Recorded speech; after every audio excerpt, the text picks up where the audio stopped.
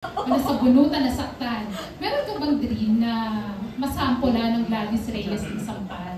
Senior? Senior senior. Oo, na veteran yung sabihin nun. Ay, walang duda, syempre si Inay. Inay Maria, pero gusto ko yung magsasampalan kami dalawa. yung pati ako, gano'n. Ganyan, yung kasi diba, alam mo naman kilalang kilala din si Inay na hindi rin nagdadaya, diba? Tsaka yung talagang masakit talaga. Hihiwalay ito sandali yung ano mo, kaluluwa mo sa katawan mo. Yung gano'n, yung matutuliro ka talaga pag nasampal ka.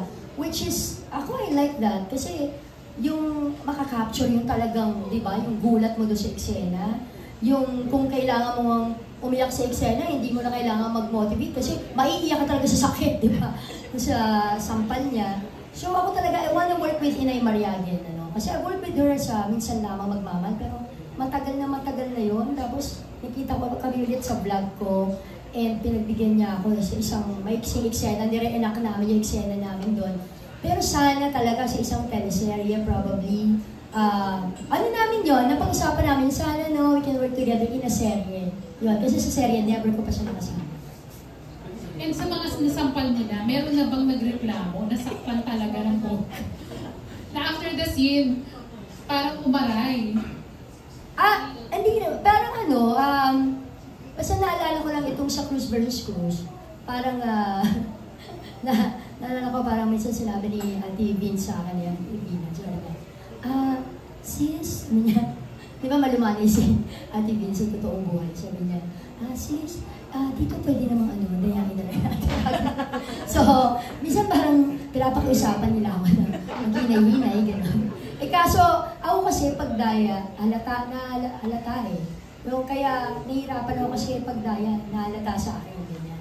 So, naalala ko lang, tumatak lang sa akin yung sinabi niya na, sabi ko kasi sa kanya, pasensya ka na, hindi talaga ako marunong mandaya. Sabi niya, ay, sige, lalaban talaga ako. Sabi, mas gusto ko yun, no? Kasi talagang kung yung eksena, mapipikon siya, di ba? Sa sobrang nakasasampal ko. Yun nga yung gustong makapture talaga ng eksena, di ba? Which is yung raw, hindi yung inaarte. Kaya, siguro hindi naman sa nasaktan siya, pero siguro minsan parang dahil sobrang dami siguro ng ganong eksena namin, di ba? Medyo nag-request siya na baka pwede hinay-hinay. Pero wala pa naman nag-request kay Direk na pwede bang huwag ng wala nang sampalan? Hindi. I think wala naman. They're all very professional naman po. Lalo na kung nakalagay talaga sa school. I'm glad kasi akala nila kontrabida ka talaga, no? Pero hindi nila alam na super bait mo in real life. Thank you, Ate James. Pero ano yung mga nakakapag-trigger sa'yo, yung galit mo kapag like sa social media, ang daming mga bashers ngayon, di ba? Meron na bang issue na ibinato sa'yo na inarayan mo at pinatulan mo yung mga bashers? Sabi nga sa'yo, Ate, pagdating sa akin, mataas ang tolerance ko dyan. Tsaka, sabi ko nga, nakakatuwa lang na ako yung kontrabida that they love to hate, di ba? Kumbaga yung, galit sila sa akin, pero I think siguro dahil nga may social media na, nakikita na nila na iba talaga yung personality ko dun sa character na pinoportray ko.